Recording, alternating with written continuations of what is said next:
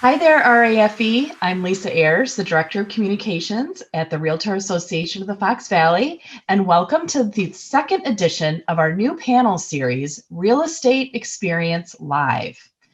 This is a series created by the RAFE Technology and Communications Committee. The goal of this series is to tackle real issues in real estate with realtors. Say that 10 times fast. Our plan is to do this monthly, so please be looking for this every month. The topic we are discussing today is incredibly timely. The topic is how to find business during the holidays. But before we get into the discussion, I'd like to thank all of the panelists for joining us and sharing your knowledge. And I'd also like to thank everyone in the viewing audience for joining us as well. If you have any questions, be sure to put them in the comments and we will get to them as soon as we can. So let's get started. First, let me introduce our panelists. First, we have Ron Donovan, 16-year real estate veteran working for Keller Williams Inspire. Ron is in the top 10% club at Keller Williams. He is a member of the Agent Leadership Committee and was selected as Regional Cultural Ambassador in 2017.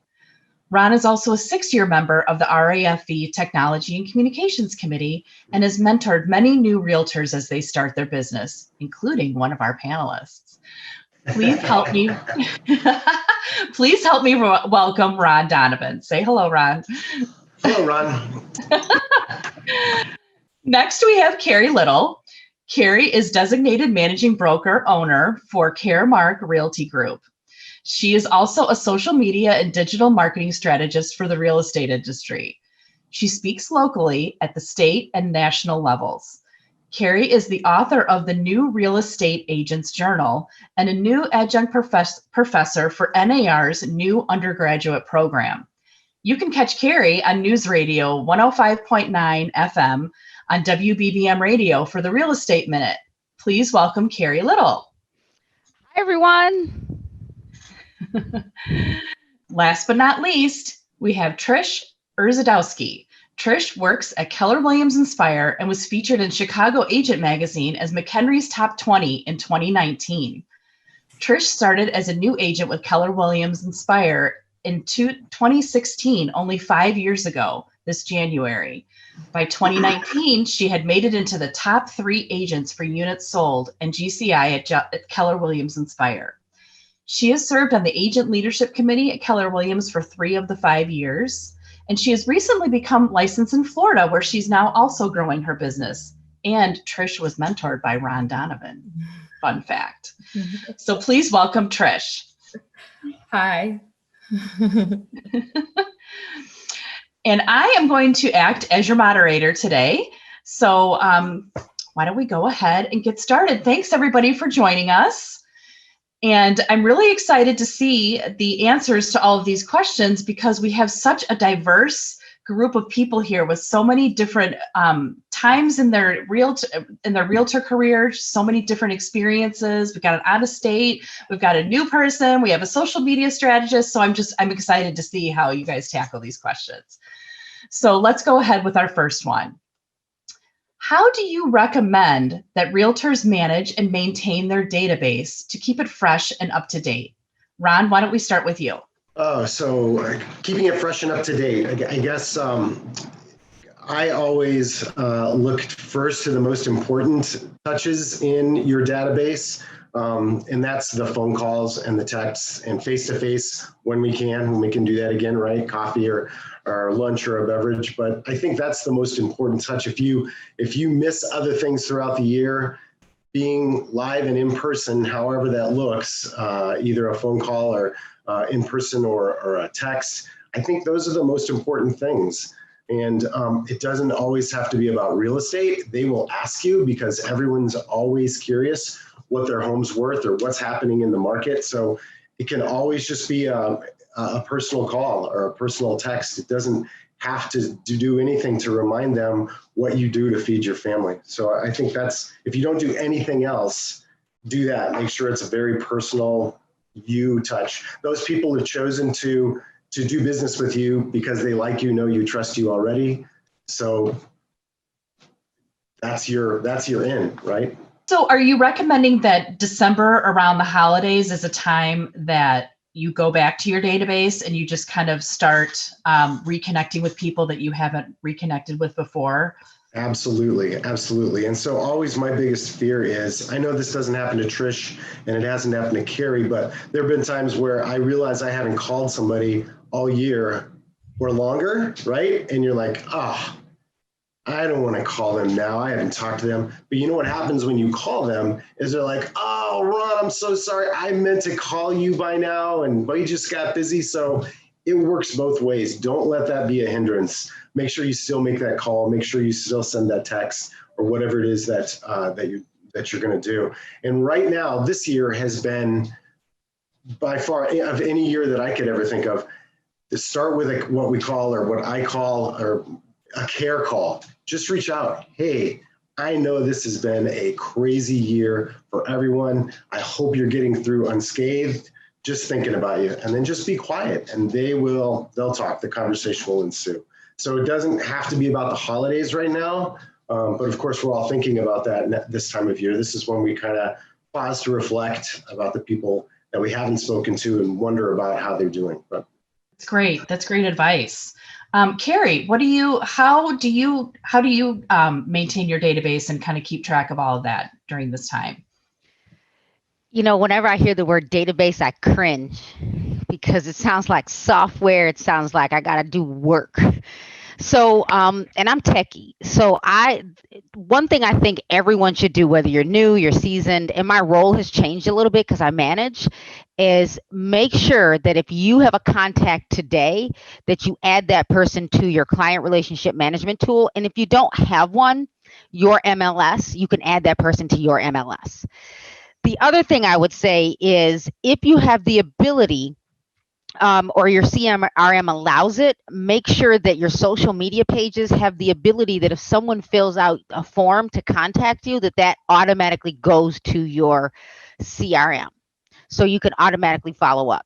And the other thing I think everyone should do when it comes to managing or managing their CRMs or their client database is add the anniversaries. Now it's up to you if you want to add a wedding anniversary, but when I think anniversary, I always think the house anniversary, and I always think of birthdays. So what I've done, and so as a managing broker, and I know we probably will have managing brokers watching, and my husband, he puts the birthdays in for the clients, and I put the birthdays in for the agents in the office. And every time it's someone's birthday, I get a text. So whether it's your client or whether it's you working with the agents in your office, I want to be notified because I know me. I'm never going to remember. So think about how you can maximize that database and how you can follow up, because you will need your CRM to kind of guide you and tell you what to do. The hardest thing for most of us is logging in and checking it. So, and I don't know, I think Ron might be like me. We've got 2 computer monitors up and my CRM is always open, just like email. So I would say make sure you're updating consistently. And my last point might be, you every January scrub your list. So, and I'll probably talk about this a little bit later, but export wherever you have a list and make sure you don't have duplicates. And then again, yes, like Ron said, you'll figure out that you haven't called someone. And Ron, my challenge would be is being quiet. Here we go. I'm quiet. Carrie, you're so funny. No, this is a time when we want people talking. We want to talk. We want to hear all this great wisdom you guys have to impose on us. But I have a question, and I don't know, for the new people in the audience and the people that might be working for smaller offices that might not have all this technology. I don't want to go off topic too much, but Carrie, maybe you can say CRMs. Like, where do you have a certain one that you liked? Is there, how do we pick one of those? Like, so let's go with budget. I would always go with, because our MLS gives us a tool that we can use consistently. Now you might not have the texting feature, but you do have the ability to email everyone at the same time, and they're all blind carbon copied. So I would go with what I'm already paying for. If you do work for a boutique, and I don't want to try to push you to use a certain product, but let me say this, and I'll type it in the feed. There is a free forever HubSpot, one of the most expensive CRMs out there that anyone can use at no cost. So if you are working for the boutique, definitely talk to your designated managing broker or the educator at your office and work with the local association. But there are things you can use at no cost. Even Mailchimp allows you to upload 2,000 contacts at no additional cost. And then just when you start to close deals, just budget to invest in a lot of the upgrades. That's where I would say I'd start. Okay, great. Trish, what are your thoughts on this? As far as keeping my database fresh, I really strive to add 10 to 20 new contacts a day. And I go about that mostly by using social media. I also use our CRM with Keller Williams on putting campaigns out and ads through social media to meet new people, and then also, any of my friends through social media, and calling them on a regular basis and asking them who they know, so that I can reach out to other people to add to my database as well. That is great advice. Like having that goal of 10, what did you say? 10 to how many? 10 to 20 contacts a day. 10 to 20 contacts a day. That's a tangible goal that you can give yourself every day. Do you have any other goals like that you would share with us, that any other just real tangible, able to touch it goals that you have daily or weekly or?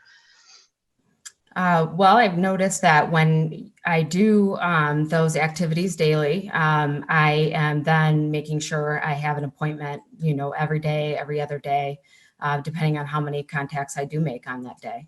So the strive for my goals is to have an appointment every day, if not 5 days a week.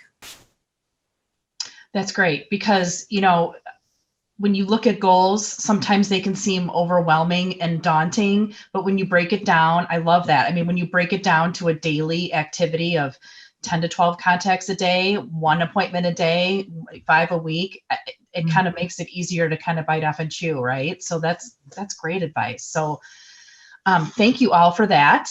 Does anybody else have any last thoughts on that, or are we ready to move on to, go ahead, Carrie.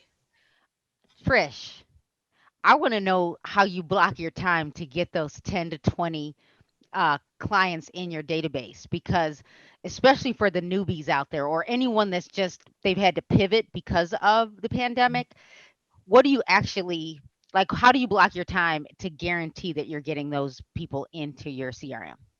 Yeah, time blocking is key. In the morning, I usually would start earlier. I noticed that sometimes, women, if they have children, they are up earlier. So I usually do my calls from 8 to 11. And if I can't reach people during the morning, then I adjust it to earlier evening, maybe just after dinner, and that, to make sure I get my calls in. Yeah, so blocking off that time, just putting it as something in your calendar every day so you see it.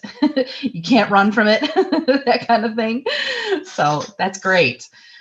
So let's go ahead and move on to question number 2. Question number 2 is, do you recommend that agents pay for leads? And what are the pros and cons? Carrie, I'm going to start with you. To the person that's never paid for a lead. So let's see if I can say this well. Everything works. So if you do decide to pay for leads, you have to make sure that you are following up with the lead. That's one of the number one complaints with realtors, is that we don't follow up. And if you are paying for leads, whatever platform you decide to pay for them on, you have to follow up within so many minutes. Like, the faster the person follow-ups, the more likely you are to convert. But as someone that has been training the real estate industry since 2008, especially in our market, I would say if you're not paying for leads, or maybe you don't have the budget for it yet, I would say go into all of the tools that are provided to you by your local association and the multiple listing service, because the lead you paid for, you probably paid for a lead like expired or canceled. You probably paid for a lead that you probably could have received just by using the tools that you get from your MLS. Now, if I moved here from another area and I didn't have my own database, I mean, there's always good reasons to invest in a tool. And then, so if you do decide to pay for leads, put a goal to it, track it, and if it's not working, then you can switch. But I am one of those people that says, work with the tools that you already pay for, master them, and if it's still not working, then invest in paying for leads. So I can't give you the cons to buying leads other than the fact that you're paying for them. And if you don't convert, that's a negative. There's everything we do works. You just have to work. That's great. Great advice. Okay, Trish, what do you think about paying for leads?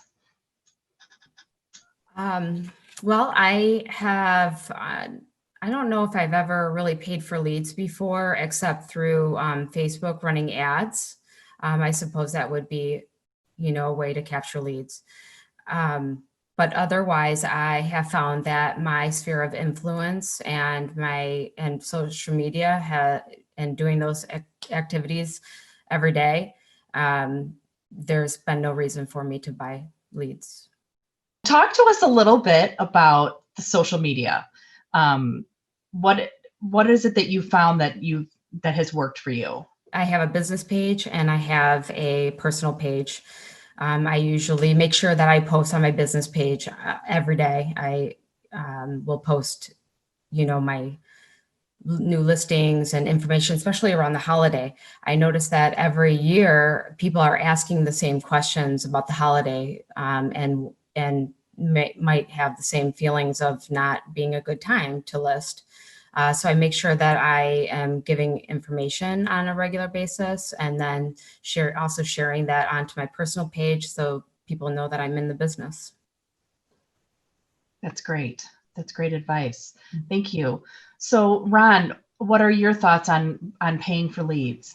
So 100% of what the other two said. I have paid for leads, and I made the mistake of exactly what Carrie said not to do is follow up. So I didn't have a system in place, and so that was money just washed away. So my new attitude then became, until I am 98% in my database, like completely knocking it out of the park there, I don't have the right to spend any money on any other type of lead generation. So that's my goal right now. My business has always been 80+% past clients and referrals anyway. So, and I think almost all of us are that way. There's probably some exceptions, but for the most part, your business comes from people that you already know and have worked with in the past or just know from the past. So until I'm knocking it out of the park in my database and my sphere, I'm not organized enough to do anything else right now. I'm swimming as fast as I can with just that little bit. So, but as Carrie says, if you've got a system, there's people that are knocking it out of the park, paying for leads. So track the money, how much did you put in and what did you get out of it, and make sure that's the return that you want. Great. Thank you for that. Are we ready to move on to question 3? Anybody have anything to add? Okay. Question 3, what are the best ways online to be sure that you are reaching out to your sphere of influence on a consistent basis? Trish, we're going to start with you. What are your thoughts on that? What are the best ways online? Yes. Yeah, I guess I'll be touching it again. Sorry. It's going to be social media for sure is, what I'm really best at as far as online goes. And then, email campaigns as well.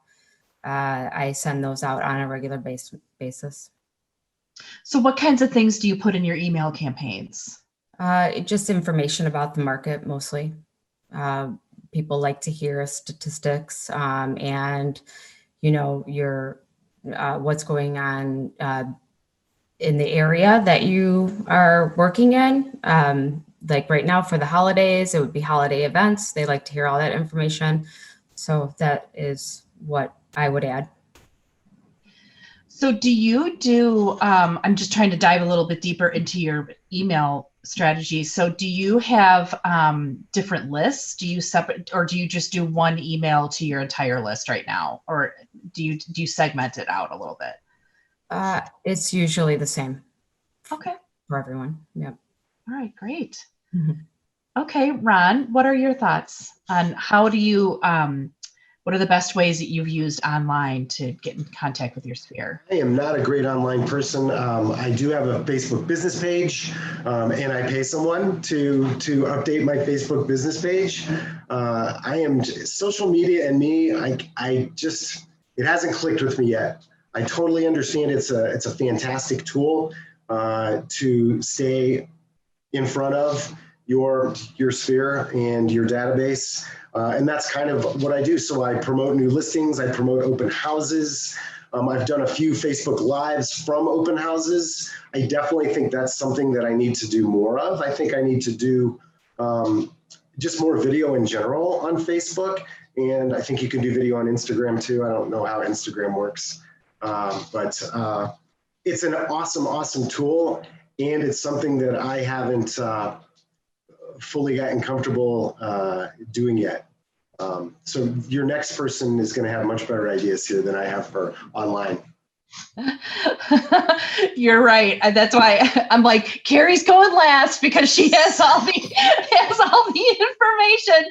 So go ahead, Carrie, let it rip. Let me say this. It works for Trish. Like it really, like the coolest thing about social media is that it's leveled the playing field, meaning if you use it, you can generate a lead. And it really doesn't even matter which age group, because people like my mom, who's in her 70s, she won't comment on social media. When she does, we're calling her like, please take that down. But when she does comment, she calls us. So you can still generate leads from people no matter which demographic. And Ron, listen, you're like my husband. He's like, Carrie, I'm not doing social media.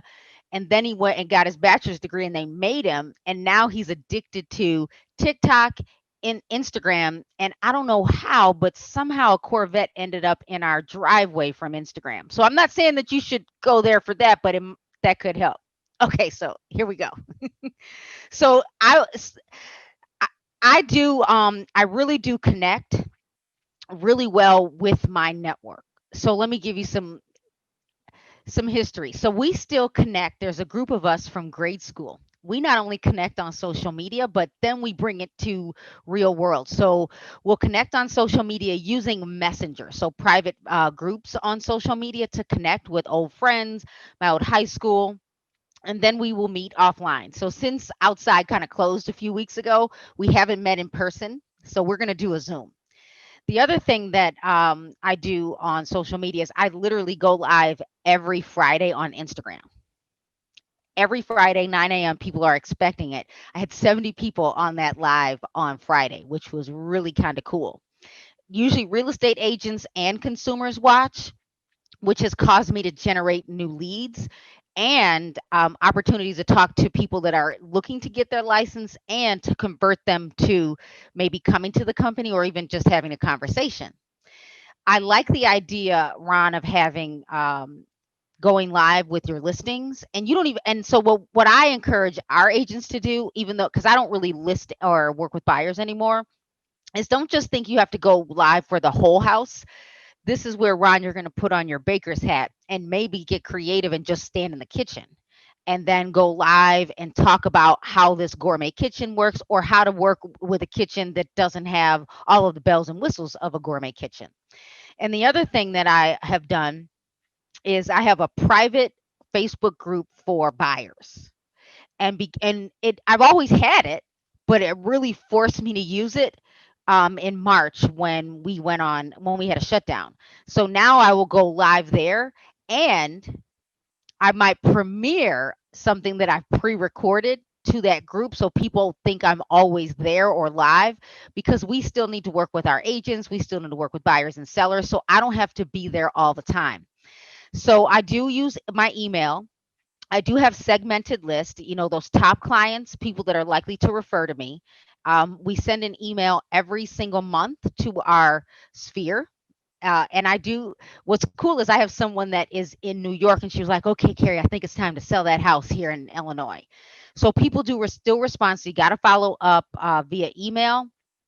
And yeah, I think that's really pretty much it. And I've used it. So if I do create video, and I used to edit television once upon a time, so I really do understand video. I have been really trying to intentionally build out my YouTube channel. Talking to the next generation at a women's council event, a buyer said, "We don't need you." That next generation, I was like, "You don't?" And they said, "Well, we need you to get us through the process. We can figure out how to find the house." So one of those buyers that was working with one of the agents with Women's Council said, "I love it when I can go to YouTube to learn something about the community, about the neighborhood, about the process of home ownership." So here I'm going to give you my tip of what I recently did. Um, so I had someone reach out to me from high school. Hey, I have someone that wants to buy a house. Can you reach out? I sent a message. Hey, this is Carrie. I'd love to talk to you. She sent me a message the next day, which was Monday. I'm ready to start the process. What are my steps? I said, well, are you available to talk? She said, no. I'm a principal of a school. I'm on Zoom all day. I said, okay, great. I'm going to email. If you send me your information, I'll send you a loan officer. I'd like you to start the process. But in the meantime, I'll send you my link to YouTube so you can get the steps of home ownership. And so, yes, I did not have those steps. So I created a video just for her, but it is now sitting on YouTube. So there's so many ways to reach the consumer and connect, even whether it's our sphere or not. That did come from someone from high school, my sphere of influence, someone I already know, but it was being able to give them what they need now. The next generation is the figured out generation. Those 5-year-olds are always on their mobile device. They even now not just use their mobile device in kindergarten, they're faster than us. So we have to figure out how to keep up. So, Ron, I like the idea that you're paying someone, but I bet you could use Hootsuite for free.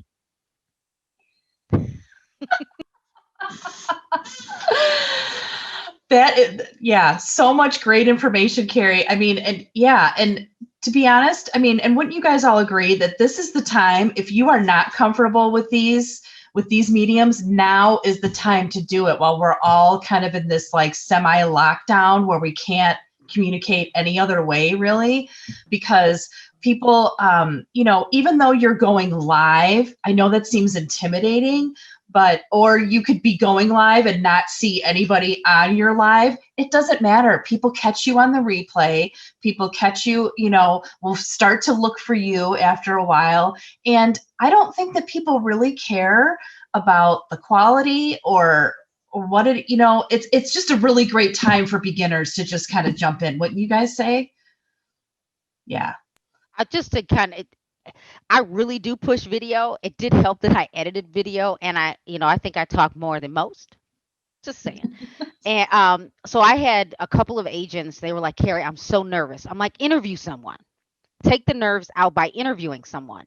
And so one of these agents interviewed someone, and she had 3 leads from just interviewing someone, and now her phone is constantly ringing. There's another agent that she does a video every single Wednesday. She hasn't gone live yet. I'm like, please go live. She's like, I'm not ready.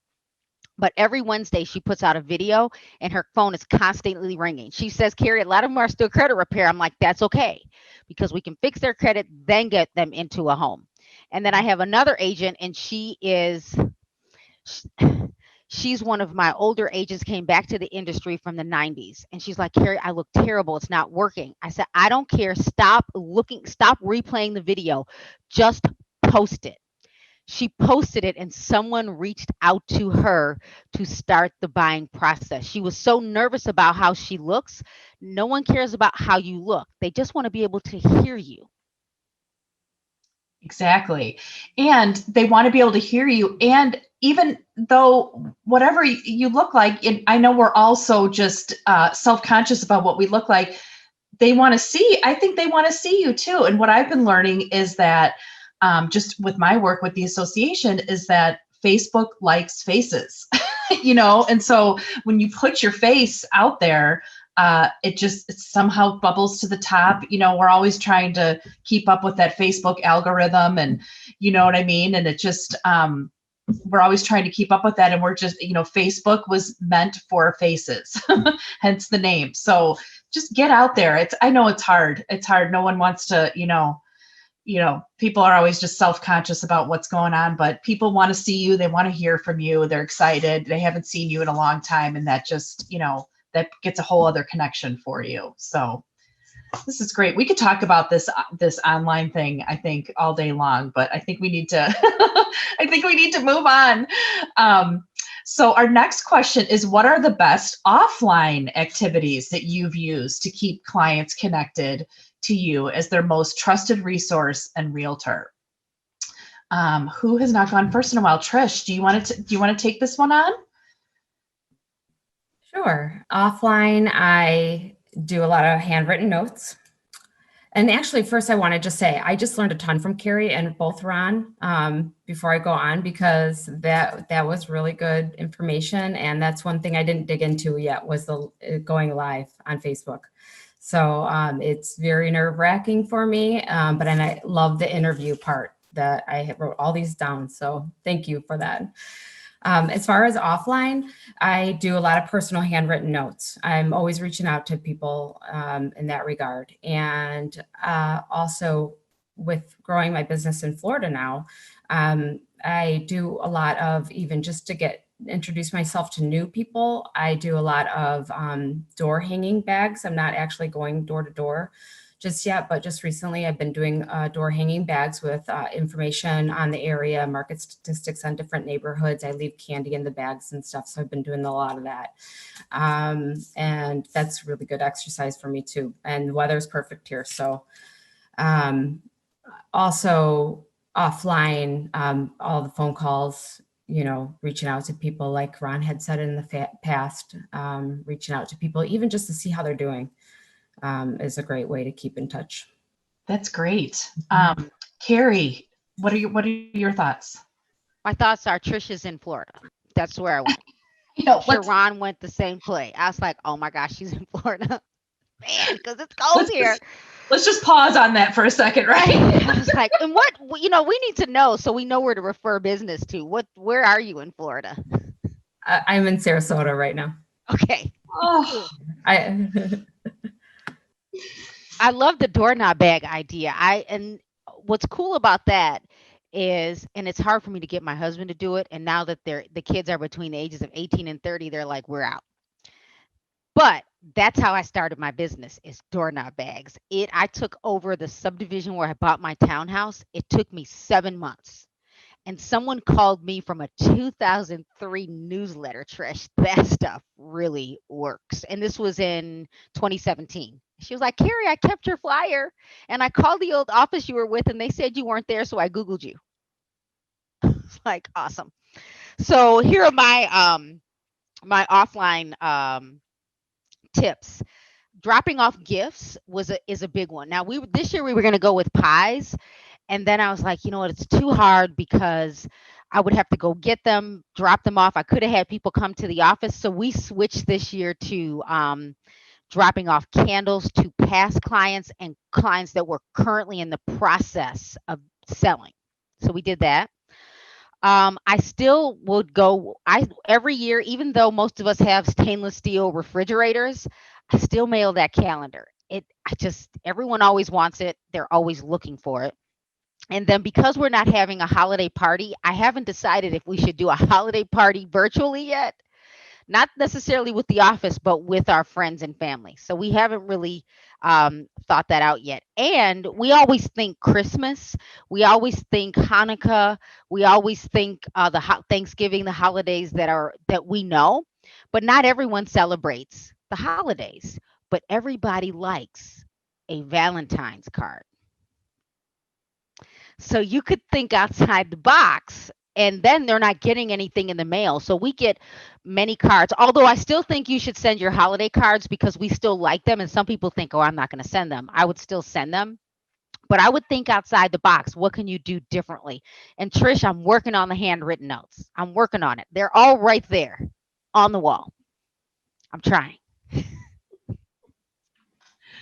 I know that is something that it takes a lot of time, but when someone sends you one, you tend to keep it, don't you? I mean, I don't know. I've received a couple of handwritten notes, and I keep them all because I'm like, this is almost like a dinosaur that I'm looking at, but it's awesome. I mean, so yeah, everybody's got their method. Ron, what do you do offline?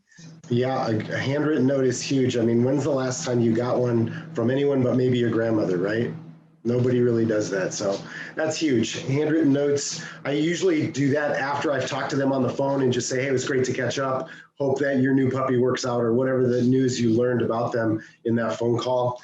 I love door knocking. We haven't been able to really do the actual knock on the door this year. We held off. The first door is hard, and then it's fun after that.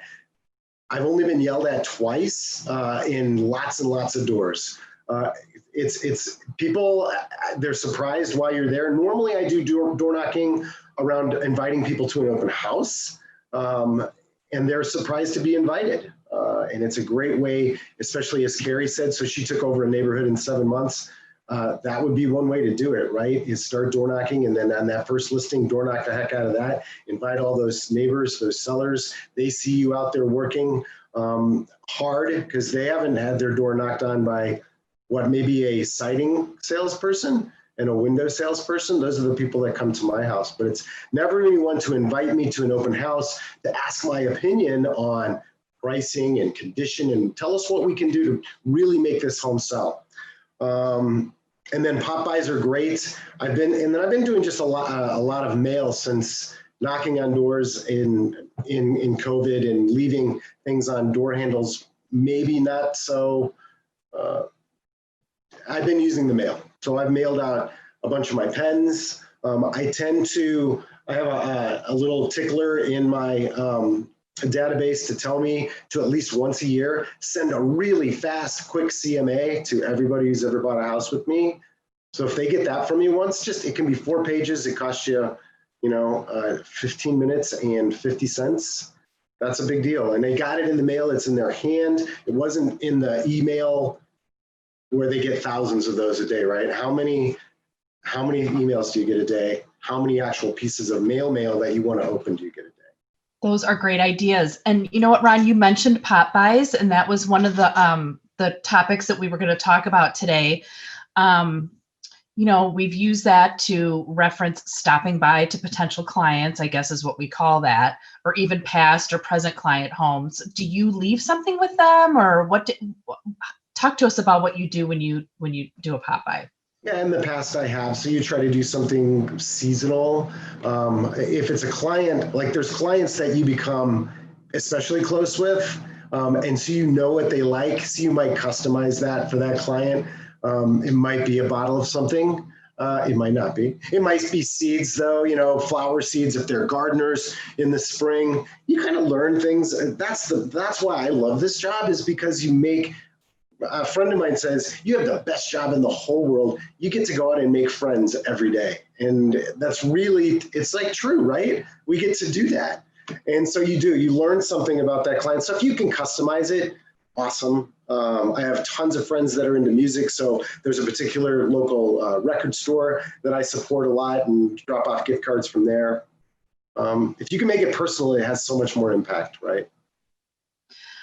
For sure. Personalizing always has more of an impact. But just showing up also has an impact. So if you got a great deal on poppy seeds, drop them all off on your past clients, hang it. It's a thinking of you, and they want to know that you're thinking about them. Right. And it's just, you brought up a great point, just doing it. Just doing it, whatever works for you, whatever you have access to. I mean, if you don't have the time to do all this personalization, just get out there and do it. I mean, what works is what you do, right? Right, yeah, we spend so much time trying to make sure something's perfect before we do it. Just do it. Just go do it. They'll appreciate that you did it. Even if you misspelled, don't misspell their name, but if you misspelled happy, that's okay, right? You can misspell your own name. So Carrie, what are your thoughts? What do you do when you do the pop-bys of your past and current clients or potential clients? Well, it's been a while, but like I was saying earlier, is I so we didn't do the pies this year. Well, Mark didn't, but this is just not his personality. Ron, he is good on the phone. He would prefer to call you, talk to you. So what I did while we were driving, I'm like, okay, call this person, tell them we're in the neighborhood. And he would call, and a couple of the clients had COVID. We were like, that's okay. We've got a candle for you, and we're going to put it on the doorstep. And they were just thrilled. And then there was another client that hadn't heard from us in a while, and she was like, oh my gosh, Mark, I meant to call you late, because he called. And then I made him go take the candle. I'm taking his picture. And then it's been a while. She was pregnant. So the little girl was in the window, like waving. I mean, there's something about just taking something to the client. And you're right. It doesn't matter what, it doesn't have to be expensive. I mean, there's so many ways. And Ron, I wrote this down. I'm like, use the local businesses, because then you can support the local businesses. But I have. I don't think you can go wrong with coffee all year round, and Starbucks has those really inexpensive reusable cups, not the expensive ones. And then you can fill it with a gift card. So he's got one. You could fill it with a gift card, or maybe you can fill it with tea and then one of those instant coffees and maybe a creamer and a sugar. Like, there's so many ways you can do this to make them creative. And we just put the candles in a bag, said Happy Thanksgiving. And we really left it at that and put Mark's business card in there. We didn't ask for anything. We just dropped off the gift. But I'll say that I do like the idea of getting rid of the Halloween candy, Trish. That's what I heard when you said putting the candy in the bag. That's right. I didn't even think about that, but yeah, there's a repurpose that Halloween candy. Oh boy, now I know where to give my Halloween candy to is all you guys. I need to give it to you so you can give it to people. Trish, what do you do the in-person? I mean, we talked about it a little bit, but what are some other ideas that you have or that you've done that you've seen success with?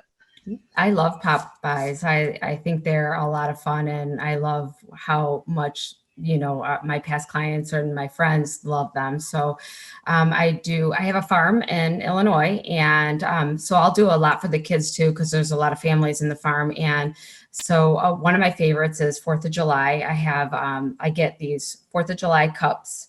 They're like plastic cups that they can reuse, and then I'll stuff it with suckers and sparklers and stuff like that is all 4th of July related, and the kids love that. And then I have St. Patrick's Day. I always do lottery cards out to my whole sphere.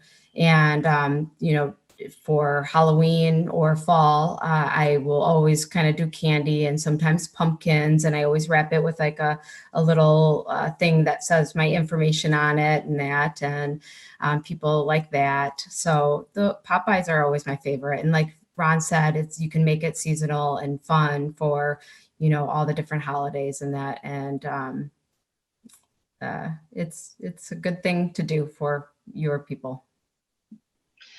And I like how you do, I don't want to say the off holidays, but like you said, getting away from just like Christmas and Thanksgiving, and like, because 4th of July, anybody that lives in America is celebrating that. Right. And so yeah. It's just, and it's nice outside. The weather's warm, so it's nice to get out and do that. So those are all great ideas. And for Christmas, people can do like wrapping paper with tape, and tell them thank you for wrapping up my year. So it's a good. Great. And that lottery ticket idea, that's great too. Great too. Has anybody ever won from the lottery ticket? Have they responded back to you and said that they've won money from them? I haven't had anybody respond about winning, but I have had people respond about not winning and asking for another. So I'm always happy to give more. Oh my gosh, that's so funny. All right. So let's move on to another question. So what have you found to be, let's talk about the holidays. Let's talk about the holidays right now. What have you found to be some of your most tried and true methods for contacting people around this time? It's super busy. People are distracted, time crunched, up against the clock for Christmas, not necessarily wanting to stop and talk and chat. what are you guys, what are you doing that you've seen success with? Carrie, I'm going to start with you. So like I mentioned earlier, the calendars, mailing the holiday card or the Thanksgiving card during the holidays. I will tell you, and this is when I worked for a bigger brokerage and there were 12 of us, we would all come up with an item of value every single month. And I like the holidays. I understand how to use Publisher and Canva. So one year, what we did instead of just sending the Thanksgiving card is we were like pumpkin versus sweet potato pie. Try it. Like just coming up with a way to let them come up with what they liked. So that has worked. And then definitely, and not instead of, but in addition to, following up with your clients after the holidays, especially those that closed. And I'm sure Ron and Trish do this, but it's emailing or mailing out the closing statement in January. And then if they haven't closed, following up in January, because typically that's when we're like, oh, I spent too much money, or we're down in the dumps, but it's just that regular follow up. And I'm going to, Ron's idea of the quick CMA, I like that, following up in January. So I think I can get it down to one page though, Ron. And maybe the info sparks report for the city, maybe. So I think I might be adding that. You should see my notes. You guys should really see my notes. I have a whole new plan after all of this, but that would be my tip is you got to figure out how to stay in touch. And we're giving you all these ideas. My recommendation is take the ideas and then make them your own. What can you do better than us? And one thing that I like about Ron saying he likes to door knock and then invite people to the open house. I mean, we could take it a step further and have the cupcake truck or the donuts truck or the coffee truck and invite them to the open house. But then there's a truck. I bet they'd come. Or even if it's in your own subdivision, just invite people over for ice cream or something, but the social distancing aspect, they don't have to come into your house. They can just stop by to get ice cream or a cup of coffee.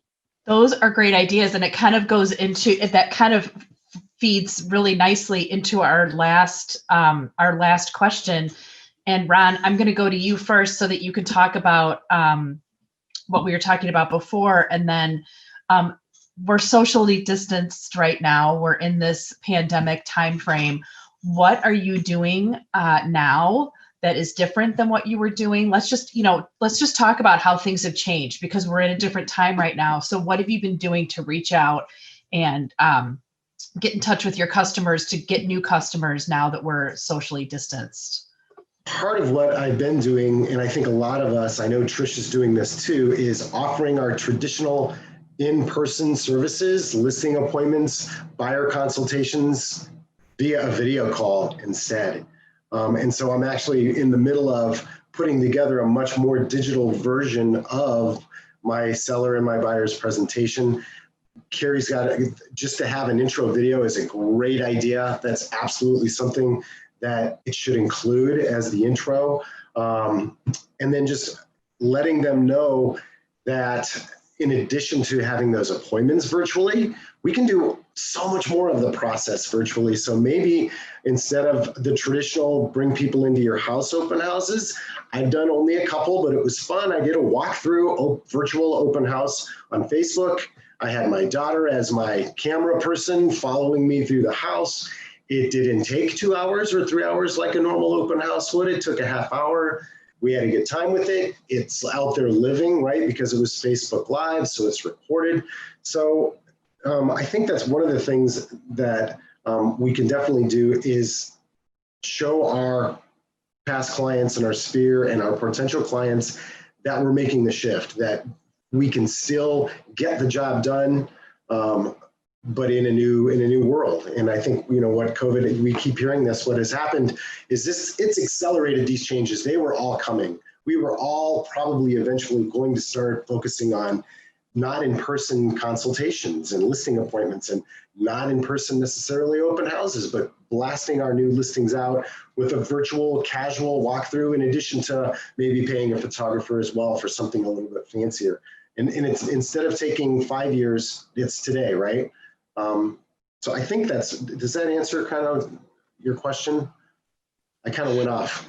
It does. And no, and that's what's so great about this is that, when, we're just kind of like flowing in from one to the other, but no, I mean, you're right.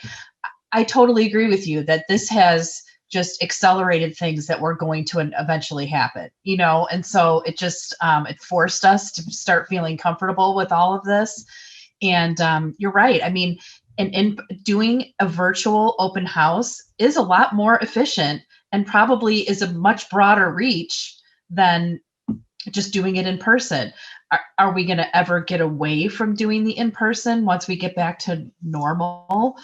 If we ever get back to normal, I don't know, but it's a great, it's a great tool to add to your toolbox, right? Is to, to just do this virtual open house in addition to perhaps what you were doing in the past. It's funny. It's like, how do we refer to this in the past, now, what normal? There's no real word for it. I just realized, so my son lives in Forest Park, and we did not get together for Thanksgiving. We had a Zoom call with him and his girlfriend. And so my daughters were in one room on a computer, and my wife and I were in another room on a computer, and my son was with his girlfriend. And I thought we'd be on the Zoom call for half hour to an hour. It was 5 hours. We had a blast. So you can still really connect. My point is that you can still really connect this way. I mean, I think this is the last class that you did this way. There was a lot of great, I had a page of notes from that. This is still very effective, even though it's not the way we used to do it. I totally agree. Trish, what do you think about, what have you been doing differently, or what have you been enjoying doing, that has, now that things have changed? Why don't you tell us about how you're feeling about this socially distant time period? Like Ron said, I'm offering a full virtual package now with my listings. I have noticed that as far as listings go, people still do want you to come for the most part, but as long as it's offered and you know what you're doing.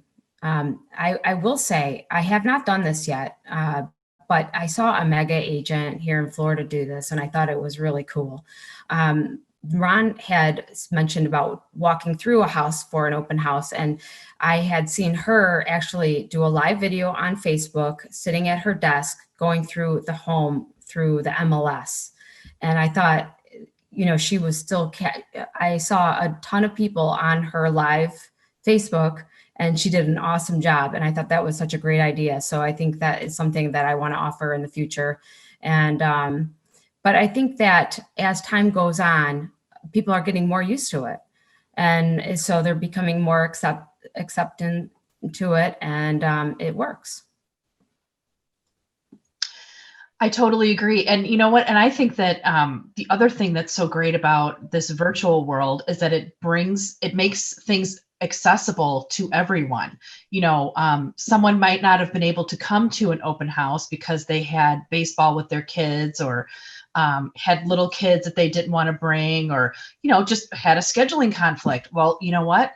Like Ron said, that footage of the open house is staying on Facebook. It's always there. People can always catch it on the replay, and so it really does. I think we've even seen it at the association level with our committees. Our committees are much more highly attended than they have been in the past, not because people don't want to come to the video, but come to the meetings, but they've got their business to run, and sometimes they have to miss meetings. We've had a lot less misses with our association meetings because it's a quick hop on Zoom and then you're done. You don't have to travel to the association, travel back. So there's definitely pluses in all of this.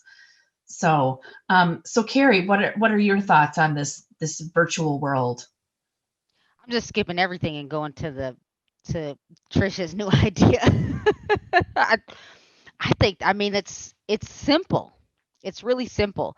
But so during the pandemic, because there was a huge shift, the one thing I did right away is I created a video, a short video, and to let our neighbors know, and where I bought my first townhouse, let them know that we were still here, and if they needed anything, let us know. So I am still all about direct mail marketing. Listings still come from the mailbox. I give it maybe 10 or 15 years where we'll see it more on social media, but listings do still come from the mailbox, at least out here in the burbs.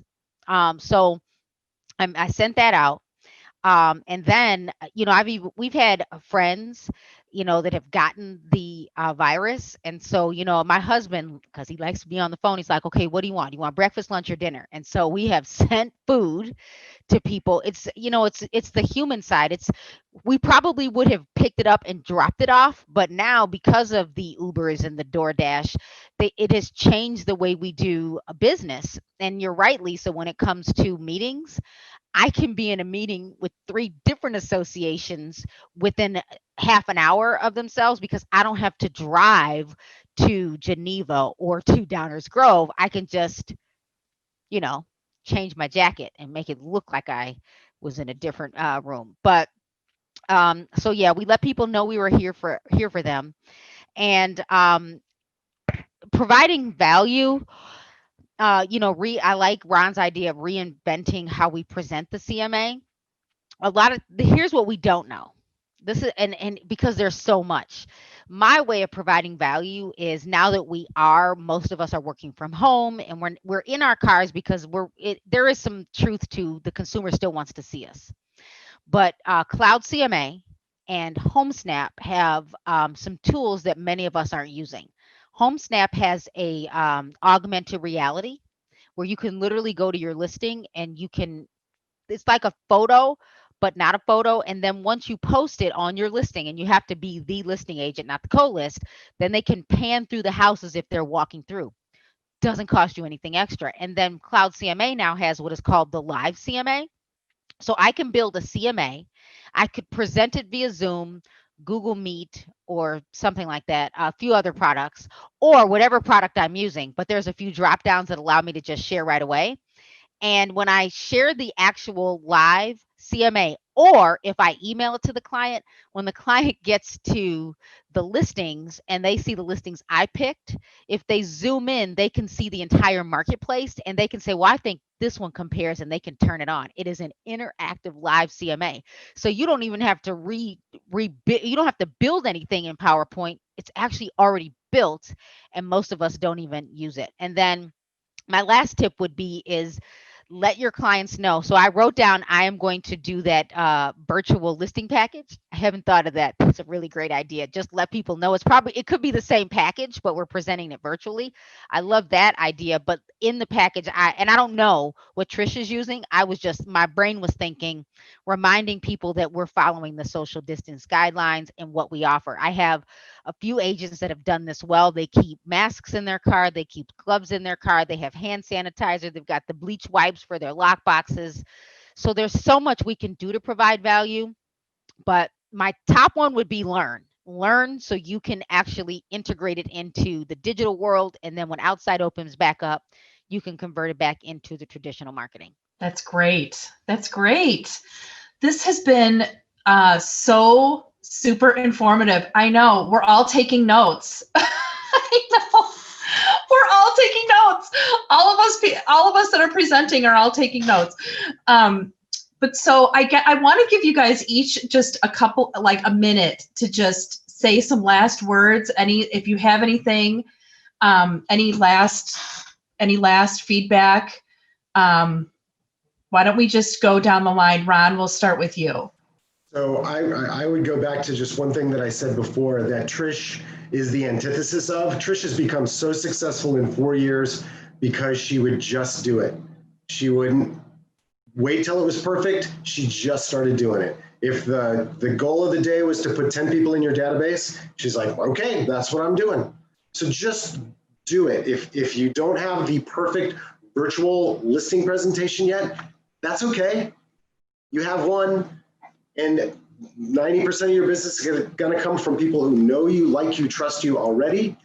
They're going to be all right with it. I'm not saying don't treat it as a professional. You still want to show up with your sphere as a professional. You're not taking it lightly. And yet it's going to get better. Today's the worst your listing presentation is ever going to be. You're going to learn something in that appointment. You're going to add it. You're going to do it again tomorrow. You're going to add it. So don't let not being perfect stop you from doing the things that they've all just mentioned are the things that are going to get you going here and get your business launched in 2021. That was great, Ron. Thank you so much. So Trish, what are your last words?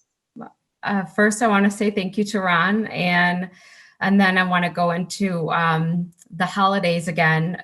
I think I missed on speaking about the market being, there's not a lot of competition right now. So that's a really good thing to kind of focus on this time of year on getting market share.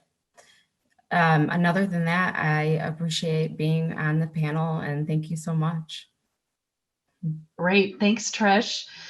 Carrie, what are your final thoughts or anything that you wanted that you missed talking about or that you want to leave us with? First of all, I'm glad to know Trish now. I'm so inspired. And Ron, thank you for being the coach. And I'm going to go with Ron. Just do it. If you are afraid to do video, think of it like this. Where do you want to be in 5 to 10 years? Would you rather that someone go to YouTube or Google how to buy a house in St. Charles and you're the person that came up because you created the video? And the cool thing about video, whether it's just you or you're interviewing someone, is that you are practicing having the conversation about whatever topic it is, whether it's dumpster diving for deals because you have an investor or people you want to help investors, or it's talking about the local coffee shop. You got to come up with something to get content out. Content it's king right now. And the agents that are producing the best content are the ones that are getting hired from social media. And nothing happens overnight, but it does happen over time. So just do it. That is great. Such great advice, everyone. Ron, Carrie, Trish, thank you so much for showing up for this panel and giving our viewers such great information. Everybody's got like a whole notepad full of notes with all of these tips and tricks. So I appreciate your time, panelists, and thank you, viewers, for tuning into this episode of Real Estate Experience Live. Tune in next month in January for our next topic, which is what you should know about cameras in the home. So we will be discussing that, and can't wait to get that topic going. But thank you so much for tuning in. Take care. Have a great holiday and have a great day. Take care. Bye-bye.